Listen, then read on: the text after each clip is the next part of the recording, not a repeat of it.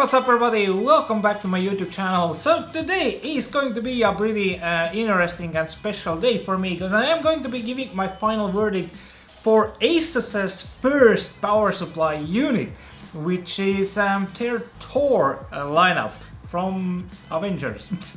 Anyway, yeah, I'm gonna be checking out the 1200 watt version here. Now they do also have an 850 watt, which might be maybe a little bit better selection for some people, right? But today, yeah, 1200 watts, we're gonna be checking it out and see what it exactly is and how good it exactly is. Now I do want to stress this out, early on, that I don't have any proper power supply unit stress test machines here, but I'm gonna be, using it in my test PC and, giving my thoughts via that. So if you're interested in that, stick around. But right now, check some close-up shots from this power supply.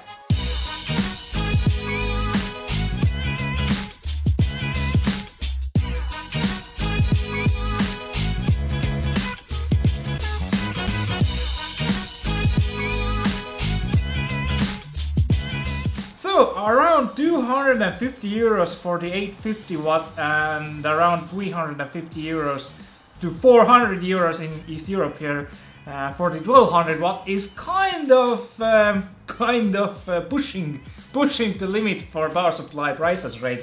I mean, you can actually build a proper gaming PC for 400 euros, right? Well, kinda, right? You can build a PC for the price of one power supply unit. Now, is it worth it? Well, I guess it is if you have enough money to spend, right? And you're building something pretty and something, that has high quality parts, right? So I guess into those PCs this is meant to go, right? And it also has, yeah, OLED display here, which is pretty interesting, which shows you how much wattage your PC is actually using, and it is pretty interesting to check from time to time if you're overclocking or if you're playing a really good looking AAA game, right? How much your PC is actually using power. So that kind of gives you a pretty neat idea, when you get some new technology, put a brand new video card in and see how much your wattage has changed, right? And yeah, that's pretty interesting. I really love the display, although it only displays the wattage. You can't make it show anything else, which is kind of a bummer, right?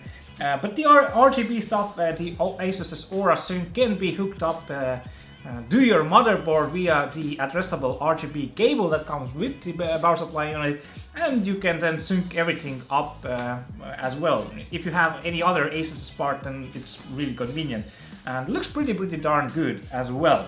Now, on top of that, one of the better things, of course, and one of the things to mention is the fan, for me at least, because if I buy any source of parts, I want them to be whisper quiet, even really quiet when playing games, right? So this is using a 135mm fan here with ASUS's wing blade design fans, which then turn on only on higher loads, right? But it is really nice to see. So if you're browsing the web and stuff like that, or doing some light gaming, playing something like, I don't know, Diablo 2 or something, right? Then the fans won't spin at all. It is going to be a passively cooled power supply unit. That is really neat. So yeah, great job on the fan here. And yeah, the overall design as well, it looks really good with all these futuristic lines going through the power supply unit. So that's really neat. But other than that, opening up the package, we do find a ton of all sorts of cables, more than we really need, right? But the interesting thing is that not all the cables are sleeved. Only a handful of cables are sleeved. So the 24-pin, the 8-pin, and a bunch of 8-pin video card connectors, which act as 6-pin plus 2-pin, right?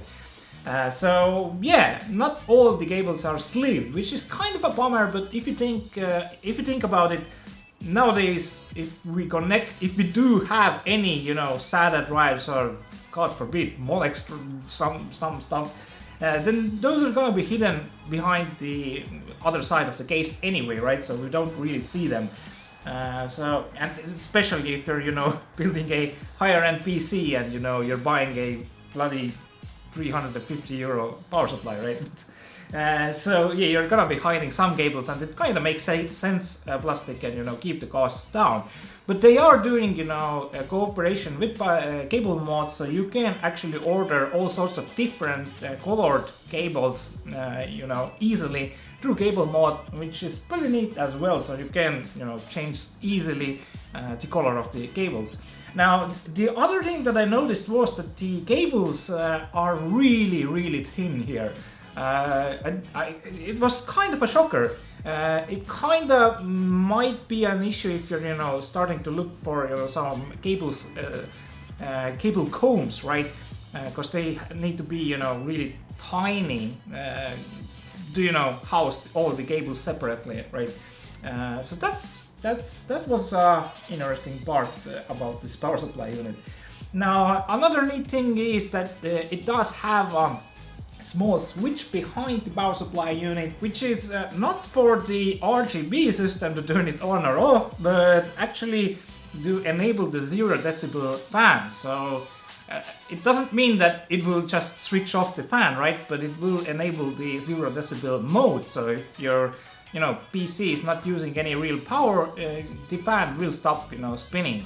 But you can push the button or unpush the button so that the fan will spin at all times. And another quick little thing to talk about, maybe, if you open up the power supply unit, there are actual proper heat sinks that ASUS produces on all their motherboards and stuff like that.